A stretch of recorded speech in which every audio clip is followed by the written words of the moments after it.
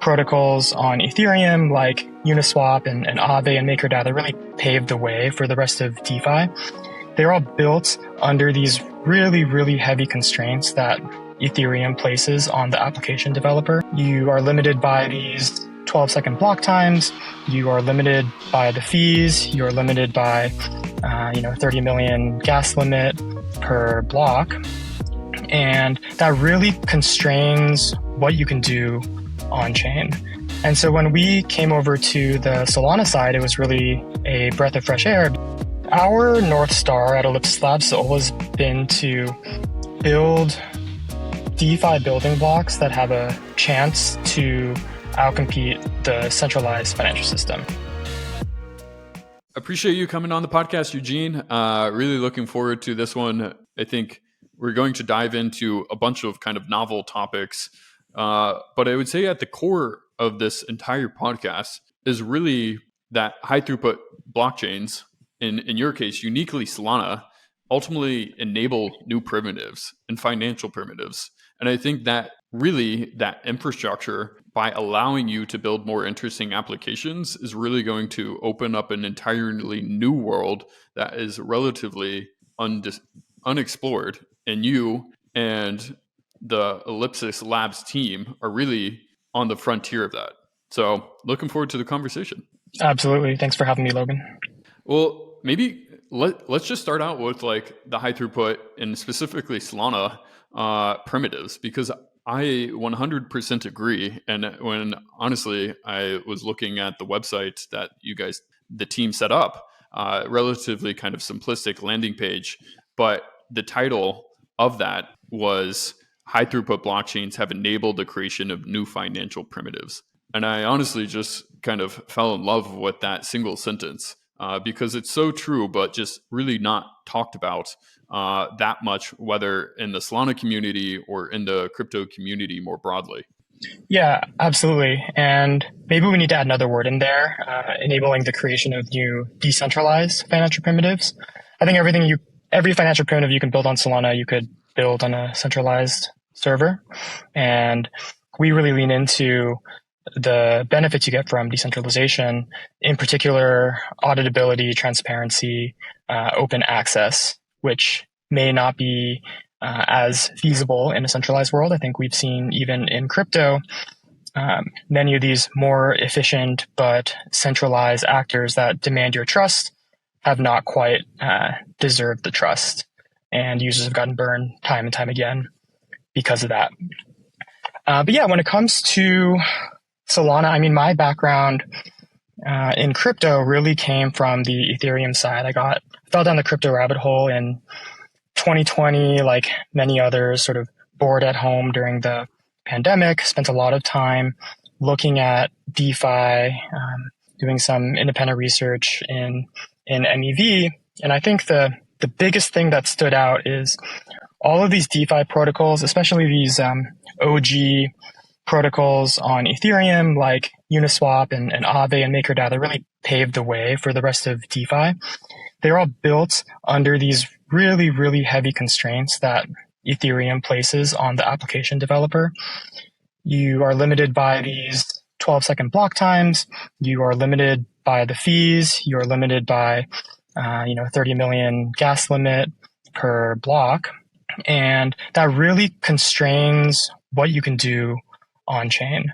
And so when we came over to the Solana side, it was really a breath of fresh air because so many of these constraints are lifted or at least relaxed by a few orders of magnitude. And so that means there's so much more you can do on the protocol design side. Amazing. Yeah.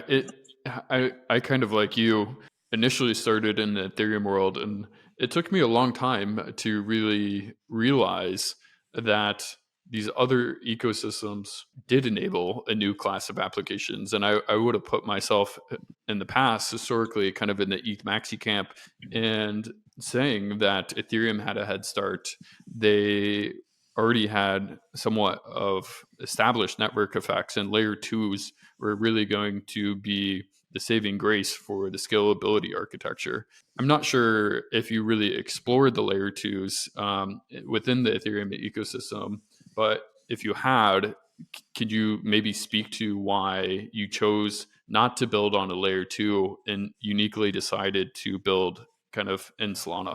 Yeah, so our North Star at Ellipsis Labs has always been to build DeFi building blocks that have a chance to outcompete the centralized financial system. And we fundamentally believe that you need a lot of active participants, you need active liquidity for this to be the case, because that's just going to be more efficient than passive liquidity. So we had a pretty good sense where both myself and my co-founder come from HFT background, what types of throughput, what types of fees you're going to need to enable active liquidity on chain. And there are a bunch of other hybrid approaches that I think make sense to some degree as well, just a different spot that these teams are picking on the trade-off curve, where maybe you settle on chain, but the actual matching engine lives off chain. We're not too interested in that. And when we started the company, we did a pretty thorough dive on all of the infrastructure options available at the time. And Solana was the only one that was performance enough and mature enough where we felt comfortable building on it. It's been a year now, and both Solana and the L2s and all the other chains have progressed another year. I think the L2s are getting to a state where they are more competitive. Certainly there's a lot of liquidity, a fair amount of users and capital on the L2s. But for true active liquidity, the performance is just not good enough right now. There's two aspects here. One is the actual throughput, and then the other is the fees. The fees are really the big thing right now, where that make a limit order book liquidity not really viable on the L2s today, where the fees are on the order of single-digit cents to double-digit cents. And this is still a few orders of magnitude too high for active order book liquidity. So, even after EIP 4844 goes through, maybe that'll decrease the cost by a factor of 10. And then let's even assume that all those cost savings get passed back to the users, which I think is not guaranteed.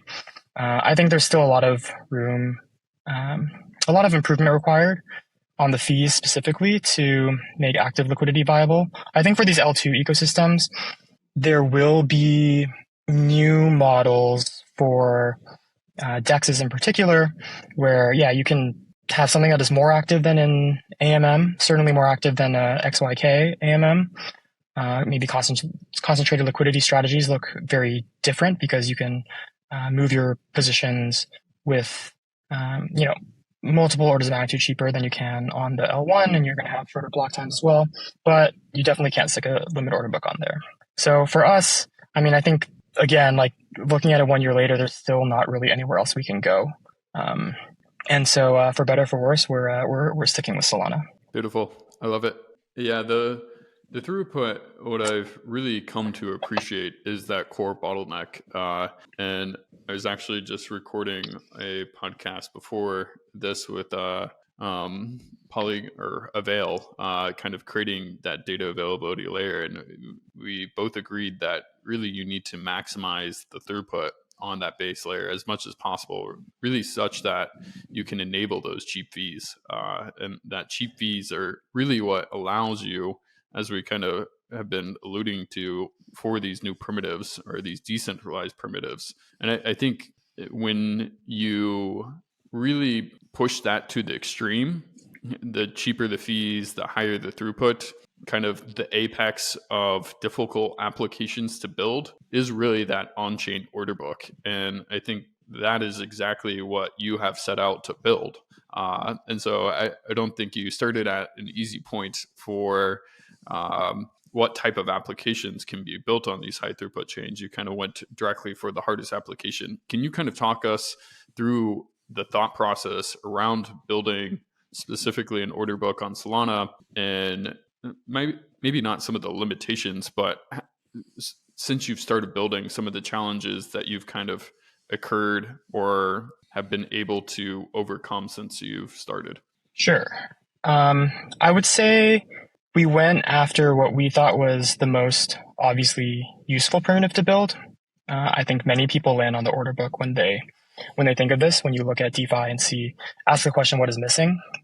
Now, Phoenix is definitely not the first order book on Solana. Serum, which is now open book, has existed since early 2020. I think it was one of the first programs deployed to Solana's mainnet beta.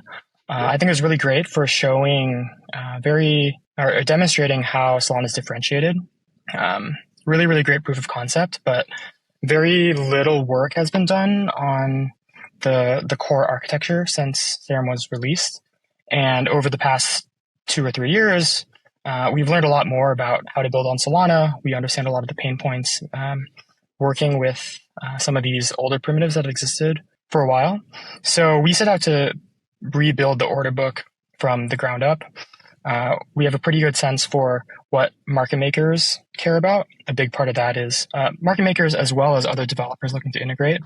So a few big pieces there are making the interfaces as clean as possible, making the data visibility as good as possible, really minimizing how many transactions are required for particular actions to go through. And then, we think we've landed on a much better technical model. And we have a very active team that is committed to seeing this through. Amazing. Yeah. And I think to that point, I mean, Serum really did show what was possible, but I think even before kind of the FTX collapse, there wasn't really that much work kind of being done on it, if my understanding is correct. And by really creating this primitive, I think you're unlocking a world of new applications to start to really compose with Ellipsis and Phoenix specifically. And so I'm very excited to see how it ultimately progresses. You guys recently announced that you did a round. I think that happened a little bit of time ago. Can you talk about, though, kind of the progress that you guys have made, and how close are you to actually kind of hitting mainnet? Yeah, absolutely. So Phoenix, the protocol, has actually been live on mainnet for a few months now. It's just not that visible to the end user because we don't have a UI. Phoenix so far has done over $250 million of spot volume, which, we're proud of that, but that's also that's a very bad day for Uniswap. So we have a long ways to go here. The core product thesis that we've really been setting out to prove is that on-chain order book liquidity can be sustainable, because we know today that AMM liquidity on-chain is not sustainable. It sort of loses money in most market conditions. And so we constantly look at market maker profitability. The market makers seem to be doing all right for themselves. TBD what happens when the marketplace gets more and more competitive. I think by the time this podcast goes live, our UI should be live as well. Fingers crossed. That'll be at phoenix.trade. Thank you.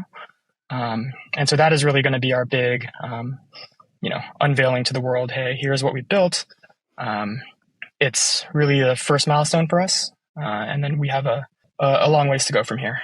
That's amazing. And truly congrats. I know it's hard to kind of launch projects. You're working quite some time to kind of make it polished to go live. So definitely looking forward to being able to interact with that on a streamlined front end. But one thing that you kind of said that caught my eye was particularly around, one, AMM and kind of the passive liquidity provision versus order books and being able to actively supply liquidity. And really the differentiator there is one profitable and one not profitable in terms of kind of market making. And I think that question is kind of at the heart of the issue, even outside of kind of the low throughput infrastructure that Ethereum provides versus the high throughput of Solana, is what is sustainable long term. Can you kind of elaborate on that a little bit deeper? Yeah, so there's a few dimensions here. One of them is profitability. The other one is how competitive liquidity is, because liquidity doesn't exist in a vacuum, right? Liquidity for a particular trading pair competes against all other venues of liquidity. And so if you have some liquidity provider who's profitable, but their spreads are really, really wide, it turns out that the flow is going to go somewhere else, the trading flow. And so today we see like AMMs are not as competitive as the centralized exchanges. So the vast majority of trading volume goes to centralized exchanges, at least for the pairs where they're listed both on the centralized exchange as well as available on a decentralized exchange. And furthermore, we see most of the price discovery happening there because, if you're going to make a big trade, you're going to make it on Binance. You're not going to make it on Uniswap. And you can sort of fix the profitability problem by widening out the spreads, but then your liquidity becomes less useful. And the fundamental problem with the AMMs is they're not aware of any sort of outside price. They sort of rely on the market to correct the prices for them. So if the price on Binance moves by 2%, the way the price moves on the AMM is some trader is going to come in and trade through one side of the book to make this price move 2%. They're going to then close it out on the other side and collect these gains from arbitrage, which are effectively losses for the LPs. Whereas in an active liquidity model, like a limit order book, the market makers will move their own prices, so they're not paying someone else to do it for them. And then if you're losing less money to this type of flow, we call this toxic flow. These are like trades that in hindsight, the market maker wishes they had not made. If you're making fewer of those or they're not as large, then on average, you can quote tighter prices so you can be more competitive.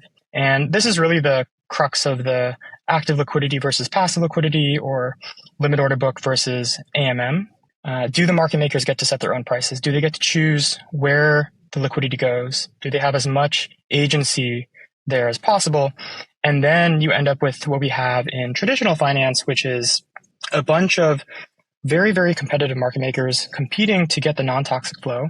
And the way they compete is by providing better prices. If you sit higher on the order book, you're going to get more of the flow. And so the externality here is you have better liquidity on that venue. Yeah, no, it is all fascinating. I mean, how all the pieces come together. Specifically, I mean, there's kind of the being able to quote kind of the best prices, which ultimately enables more liquidity. And then also the ability for the either market makers to move or adjust the pricing of their quotes. And fundamentally, that's just not possible on AMMs. So as you mentioned, you have the kind of this toxic order flow that sets losses for LPs and AMMs. And then on a traditional order book, you have to ultimately have more throughput or have better infrastructure because you're doing more recalculations pretty much in real time. And that is uniquely enabled by a Solana type architecture that allows you to do lots of these bids and asks. So you kind of have to have the infrastructure to enable it. But once you enable it, fundamentally, ultimately enables better price discovery. Yep, I think that's all fair.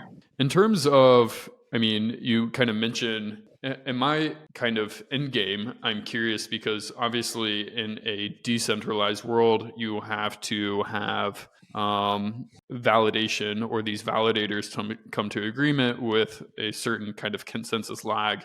That information has to be propagated from one computer to many computers.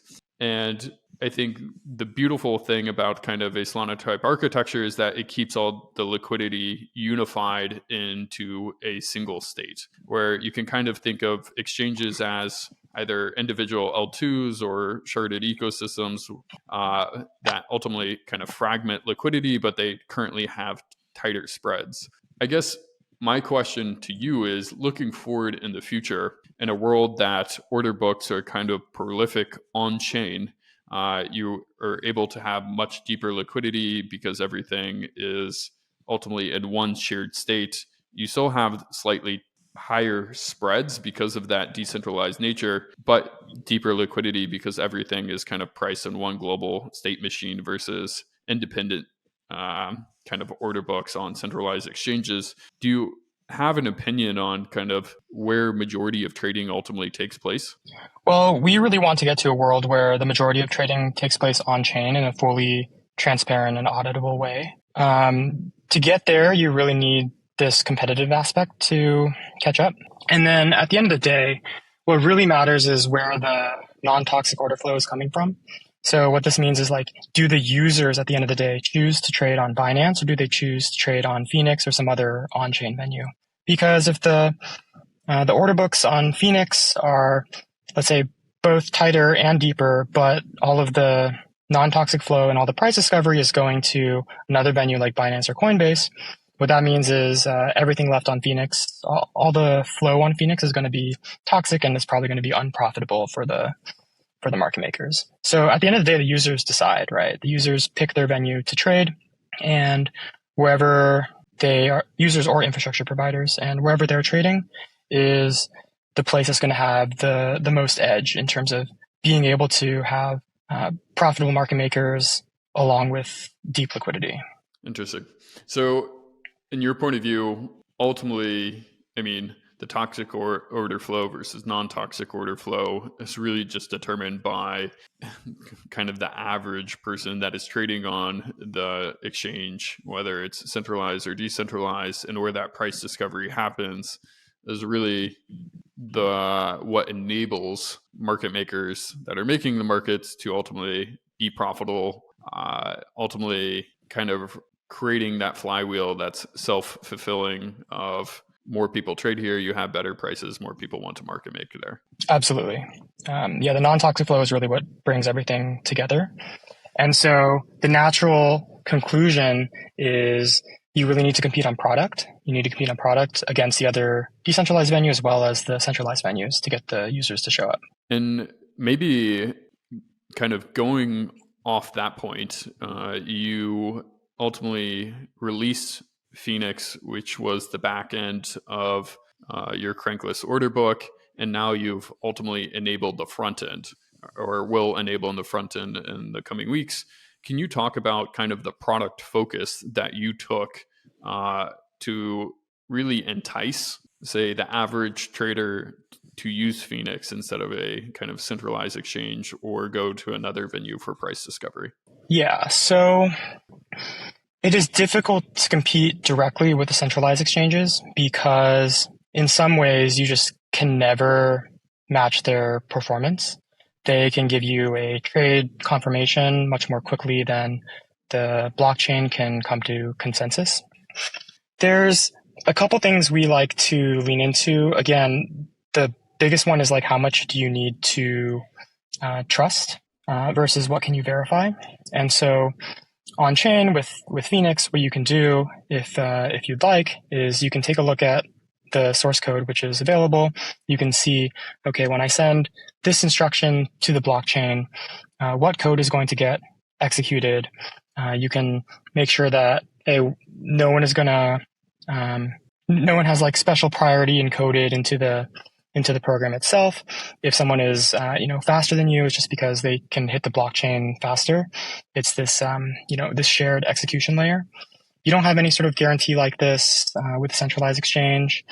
Also on the centralized side, you don't really know what they're doing with the funds, whereas with a fully on-chain program, you can just verify that the assets match the liabilities. You can verify that there's no instruction for someone to like withdraw all of the funds or borrow against the user funds. Now, is that enough? It's not clear. I think there's a lot of other sources of flow for an on-chain exchange. The most obvious one is demand that comes from composability. And so here again, leaning into the shared state narrative, we sort of expect and really, frankly, hope for a world where there's a lot more applications on chain that people are using. Some of them, not all of them, some of them will have some demand for composable liquidity on chain. And that composition, that type of composition, this atomically permissionless composition, is fundamentally not possible with a centralized exchange. Yeah, it is. It is fascinating in terms of, I think one of the most beautiful elements of kind of a fully decentralized order book like you're building, and I think you kind of touched upon it, was that every node in the network is really, especially in Solana's case with Turbine, that all-to-all communication is really emphasized. All nodes are receiving pretty much all kind of new updates within 15 milliseconds of that leader submitting the transaction to the network, which I think is kind of the most democratic trading system out there. Because as you mentioned, there's no guarantees kind of on a centralized party that you have the most up-to-date information, where on a blockchain that is all very clear. And even kind of stepping back to kind of the more TradFi world, it's interesting that to level the playing field in terms of sophisticated traders, they give them the exact same cable length that they all hook up to a box, in terms of ensuring that no one actually has a competitive advantage. But by enabling kind of the all-to-all communications, all nodes receiving all information practically at the same time, really opens up a new kind of venue, in my opinion, for different trading firms.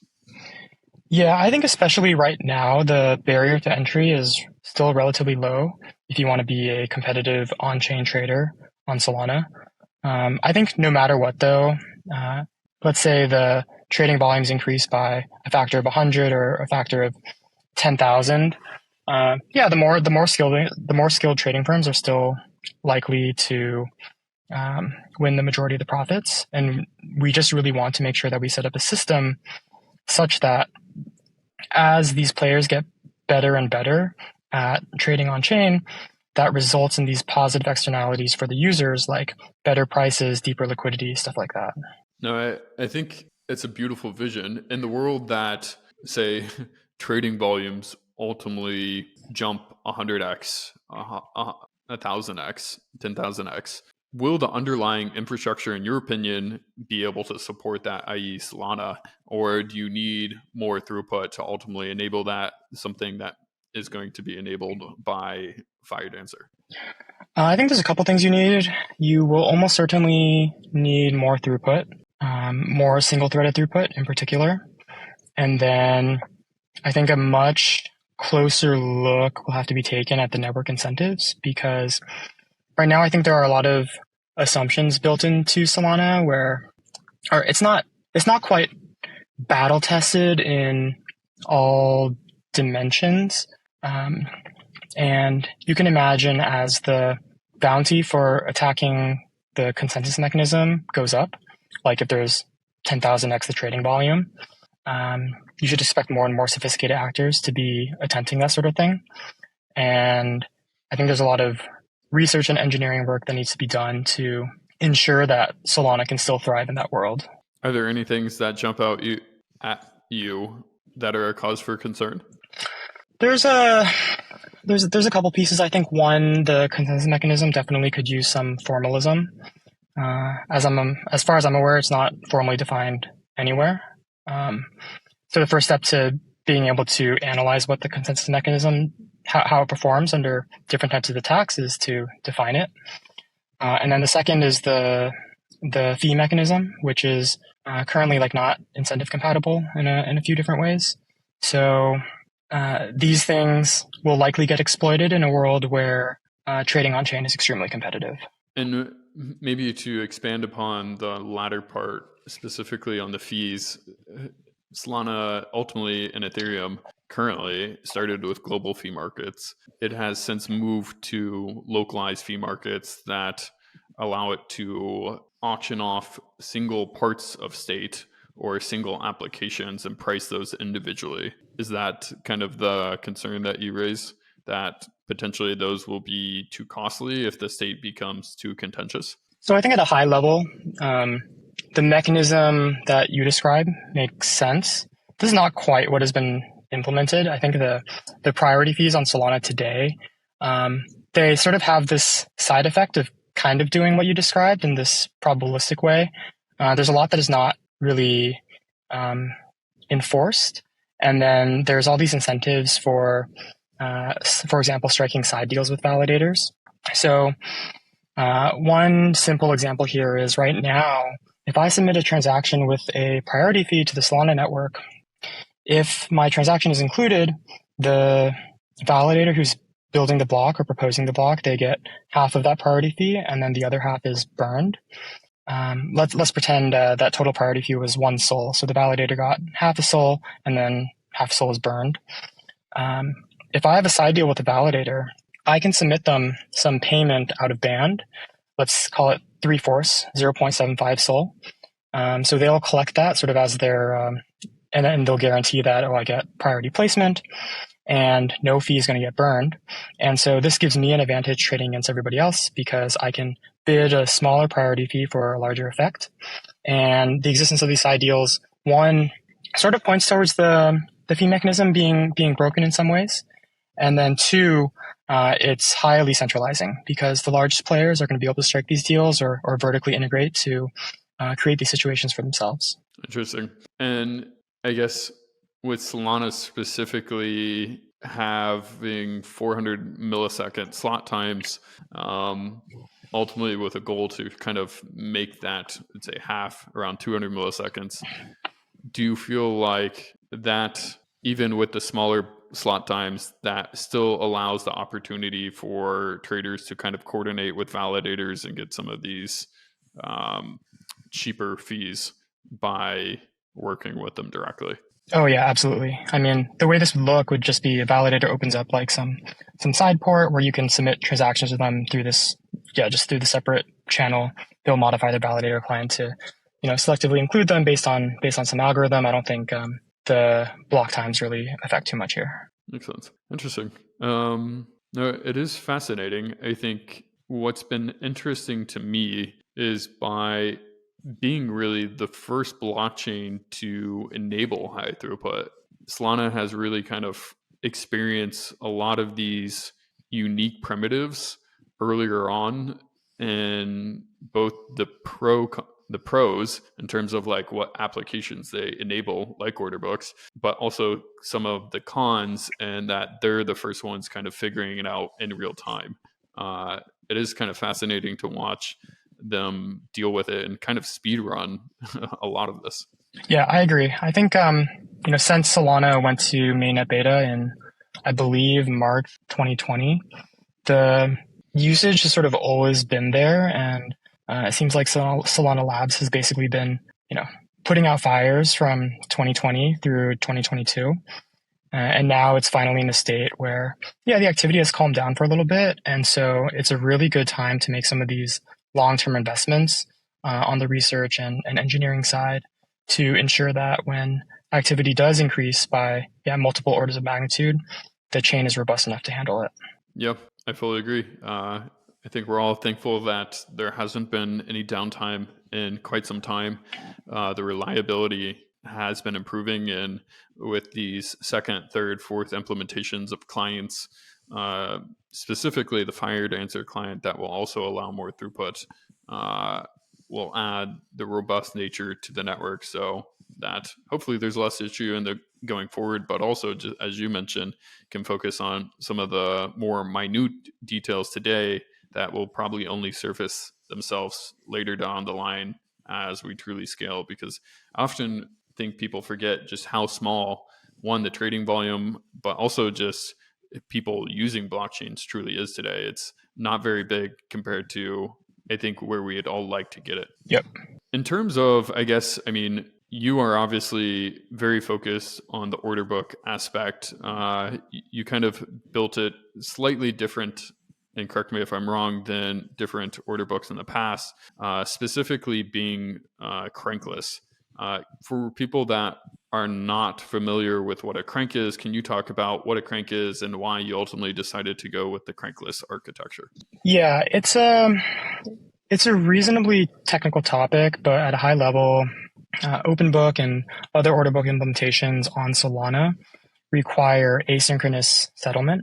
And so that means is if you are a market maker and you went and made some trades, you or someone else needs to perform this asynchronous action, which we call like pulling a crank, to settle the trades and receive the funds to either like perform more trades or do something else. And so what this means is your settlement is not atomic. So there's some composability, or at least atomic composability throughout the window. Certainly affects the UX as well. So if you go place a limit order and you get filled, you don't quite just see the funds in your wallet or in your account. You gotta click some button to settle it. And I think like all else equal, everyone would just prefer to not have the step. The reason it exists is, for some reasonably technical limitations that are imposed upon Solana developers. We just have a slightly different design. We're able to remove this so that trading is atomic. I think if we were building this 3 years ago, you just wouldn't really know like, oh, how bad is it to have a crank? What does it actually mean? It's like somewhat centralizing, or you depend on this like central public good cranker to be running all the time. If that stops working, obviously it's permissionless, anyone can do it, but in practice, in the past, Alameda was just running it, and sometimes it would go down, and then the Serum markets would just stop running for a while. Interesting. Now, again, like I think it goes back to, Solana really enabled this new category, and with that were the pros and cons of applications are new and novel and were not possible, physically not possible to be created on these earlier networks, but we're also experiencing what works and what doesn't work within those categories and kind of going down the ideal maze within that. I think one thing, though, I've kind of been impressed by in general has really been the quality of teams that are really now focusing on Solana and the high throughput networks and deciding to say, look, this is a infrastructure that allows us to make more interesting applications. And particularly, we want to build our application here because of what it enables. Can you kind of talk to one, just the quality of engineers and other teams that you've been working with within the Solana ecosystem, and maybe even further speak to some of the things that you're excited for in the Solana DeFi ecosystem? Yeah, at a high level, I'd say I'm constantly impressed by the caliber of the people we meet, just, doing work in the ecosystem, whether it's talking to other protocol teams, talking to people who work on the core validator client, traders on Solana. People understand these systems with a lot of depth and are also quite passionate about making Solana be live up to its potential. I think on the application side, one thing that is quite refreshing is to see some more teams come along that are building things that are not just Uniswap clones or Aave clones. Again, I think like Uniswap and Aave make a ton of sense, but they were designed under these really heavy constraints of the Ethereum L1, and so copying those protocols, line for line almost. Kind of misses the point. You end up with Uniswap with lower transaction fees, or Aave with lower transaction fees, but there's actually so much more you can do. So one example, I guess, here is Lulo Finance. I don't actually know the team there, but they're building a order book based borrowing and lending. I think this is clearly where borrowing and lending ought to go. I think we see a lot of the problems with these pool-based models, besides like the efficiency, the massive losses in efficiency, the inability to compute market-based interest rates. There's these like fundamental incentive problems with, the governors of the protocol are not necessarily aligned with the borrowers and the lenders. And I think taking on these individual loans, I believe they're fixed term, but I'm sure they could become a variable term, or you could roll them over. I think that makes a ton of sense. I think you end up with a lot more efficiency. You end up with much better price discovery on the interest rates. At least watching that team from afar, I like what they're doing. I think there's a lot more to come in DeFi. And I think the other obvious titan in Solana DeFi is the Mango Markets team. They've built decentralized perps that also live fully on chain. I think their commitment to the DeFi ethos is very impressive. and their product is very good. Yeah, it is fascinating. I mean, by enabling that core service of an order book, the other applications that can kind of be built on top of that. That other team, I mean, are they utilizing ultimately what you've built with Phoenix as the order book on the back end? They are not right now. I believe their order book is a heavily modified version of the old Serum order book. But yeah, I'm sure some teams will come along and build perps on top of a Phoenix order book, and a bunch of other stuff that will either draw liquidity from or add liquidity to Phoenix directly. And over the long term, I guess by having competing order books, specifically on chain, for a single ecosystem, the core value prop there goes back to like toxic versus non-toxic order flow and enabling or kind of getting market makers to make markets, have quote those tighter spreads, and also get the retail to have the non-toxic order flow, creating that flywheel for one specific order book versus another. Yeah. I think it's in general good to have as much competition as possible. Like, of course, you run into liquidity fragmentation on the spot side. At least that does get solved by aggregators. So if users are hitting the aggregators and the aggregator is well implemented, then the venue that receives the flow is going to be the one that has the most competitive price.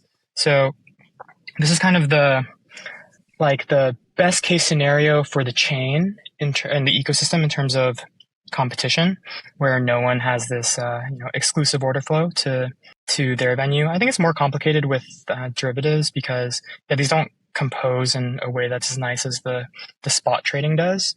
But yeah, I think in crypto generally, certainly within DeFi, and even more so within this really large design space of DeFi and Solana, no one can confidently say, like, I know exactly what the world is going to look like 5 years from now, and we're going to build for that world.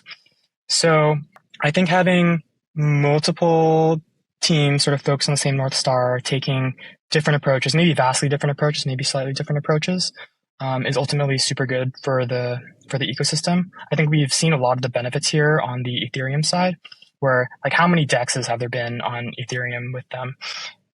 Small to large deviations from a Uniswap model, or on the lending side, we see like Euler Finance that came along and just built a better protocol than Aave. A few pretty key improvements, and this is kind of the point of having an open market, a permissionless market for innovation, where anyone can deploy whatever programs they want on the chain, and see if they can get users.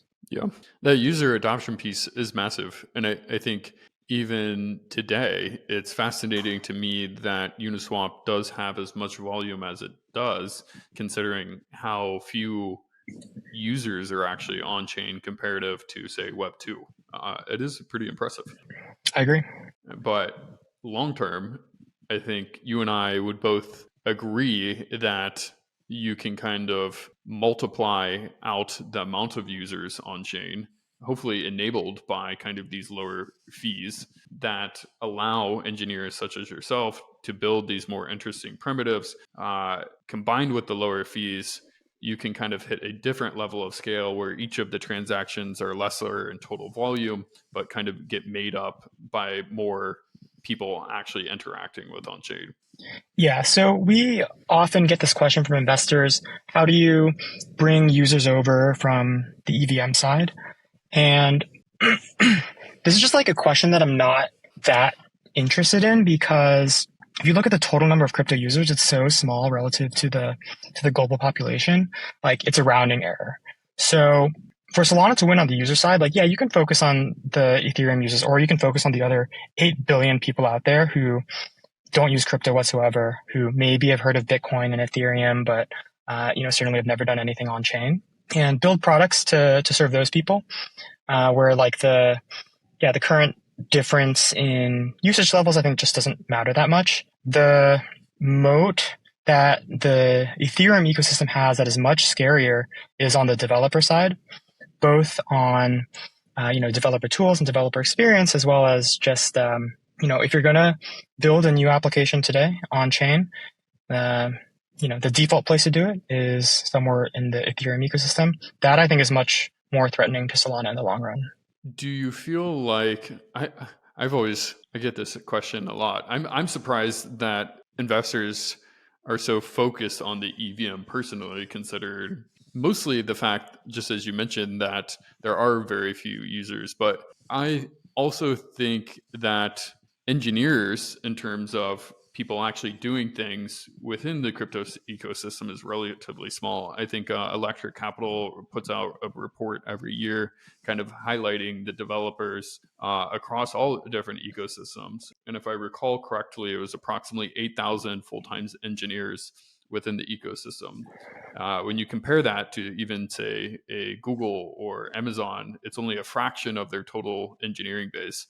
I definitely agree that the engineering experience in terms of tools is more robust on the Ethereum ecosystem. But when you look at the fundamental performance, and it's not literally a 10x or 100x. I mean, just talking about fees, there's literally can be 1,000x difference in fees, even in terms of L2s to a high throughput network like Solana. To me, the class of applications that are ultimately enabled, I think, will make up. And I think the lack of user experience or developer complexity today, and over time, that developer complexity will be lessened to the fact that they're probably comparable.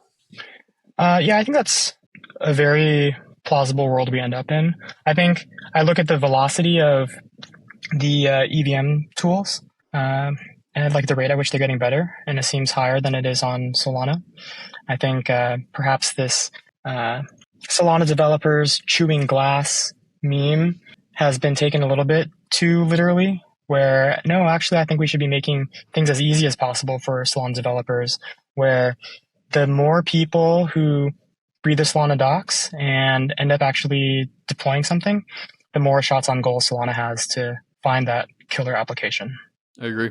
It should be as easy for application engineers to deploy their application, and they shouldn't have to worry about the infrastructure kind of underlying it. And I think the unfortunate thing is, even though that's getting better in terms of raw performance in the high throughput ecosystems like Solana, there is a still clear disconnect by the developer infrastructure, and that can always be improved as well. Absolutely. In terms of maybe shifting the conversation, I think the Ellipsis Labs teams has also a great kind of research report and research writing.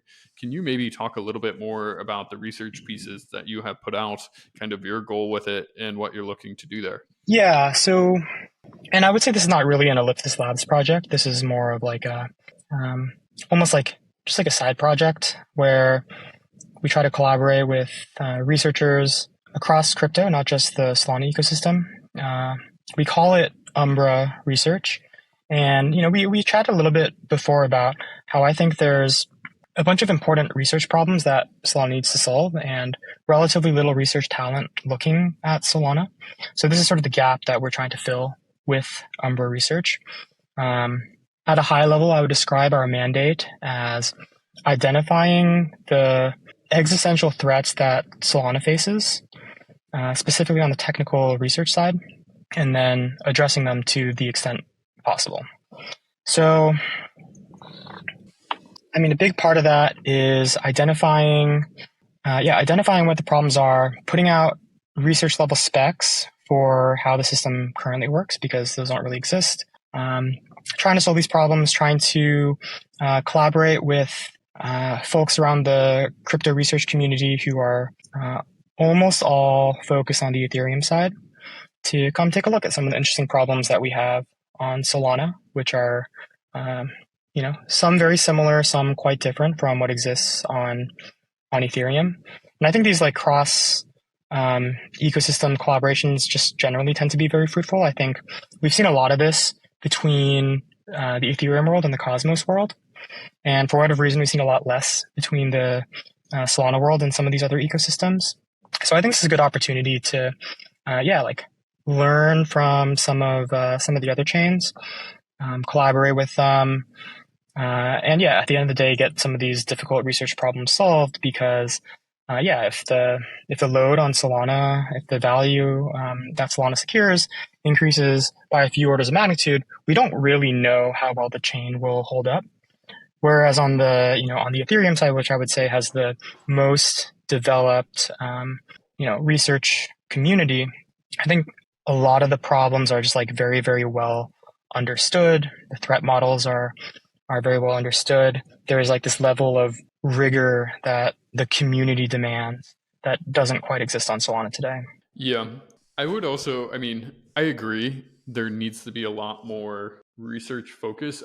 To me, in my eyes, one thing that I've seen as a very clear kind of differentiation between the two communities has kind of been more of a research driven approach where you research and then implementate versus kind of implementing the low hanging fruit and then kind of iterating on Solana. And I think that's like practically kind of shown out where Ethereum is much more research heavily. And in my opinion, Solana is much more engineering heavy on kind of practicality sense. But you need a combination of both. One without the other is not super useful. Yeah, I agree. I think Solana's engineering today has been an advantage for, I guess, all of Solana's life. And yeah, there's some deficiencies on the research side, which we hope to help shore up. And I think we also can't expect that the engineering lead that Solana has today is going to last forever. I think it's very, very unlikely to last forever. So yeah, push the advantage there while we can. But I think, yeah, it's important to also recognize that it's like nowhere close to a finished project. Yeah. I mean, are there any other ecosystems? I mean, layer 2s, layer 3s, layer 4s, Cosmos chains, app chains, other high throughput ecosystems that you're uniquely interested, or are you pretty much heads down on Solana?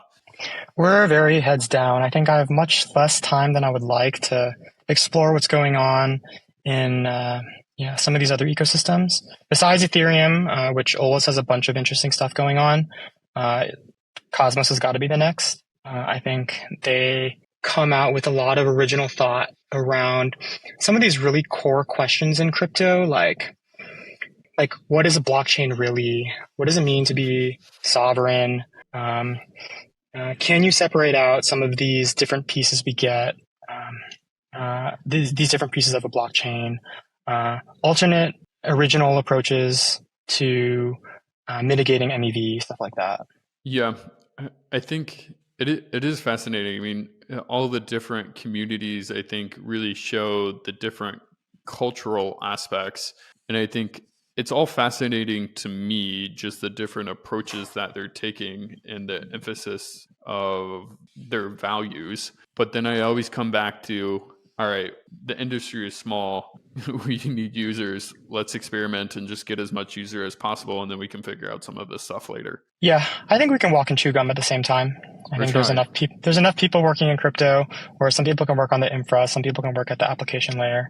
But yeah, I think I generally agree. We probably need way more experiments on the user-facing application side, where one killer application can really make or break the ecosystem. I think we've seen this already in the past with StepN driving a ton of usage to Solana, even if there are some very fundamental problems with their model. And we're seeing it today with Friend Tech on Base Chain, where they have like 100,000 users in a week. That is impressive. At least single digit thousands of dailies.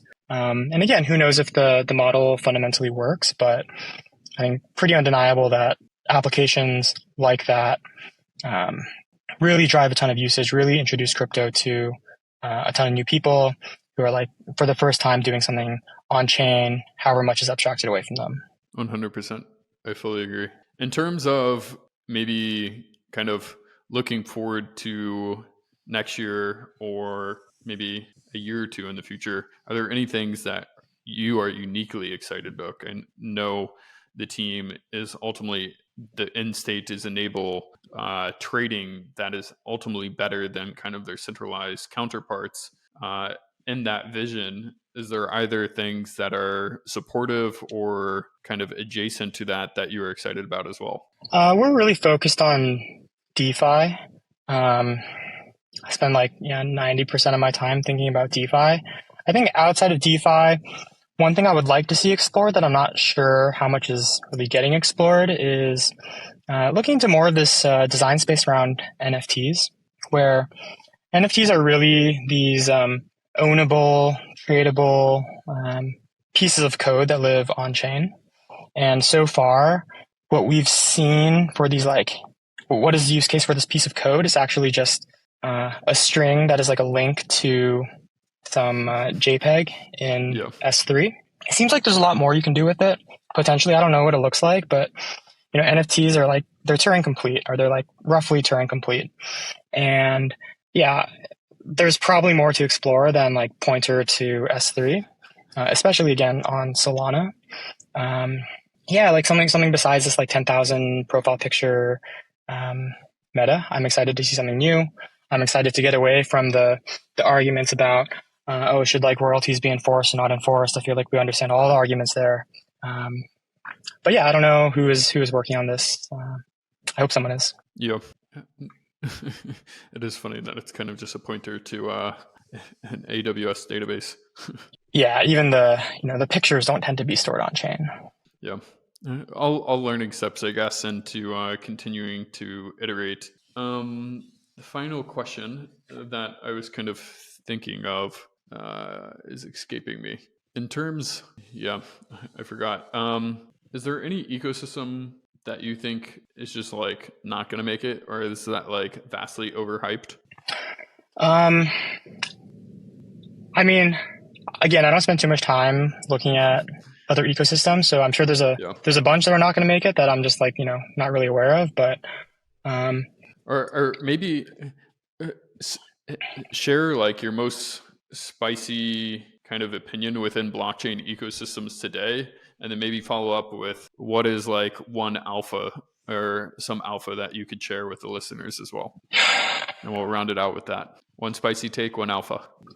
If you want spicy takes, you can take a look at my Twitter, which is at 0xShitTrader. There's frequently spicy takes. And if you want alpha, I don't really have any, so sorry about that.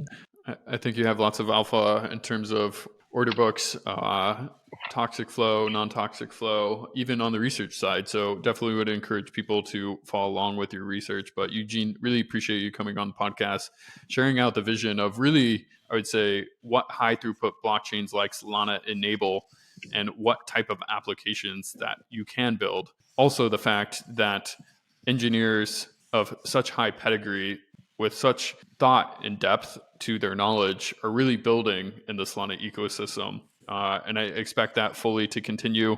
The unique primitives that you're building along with other things that will be able to plug into the order book, I think are only just starting. And so fascinating to see how the ecosystem will unfold. I really appreciate you coming on the podcast.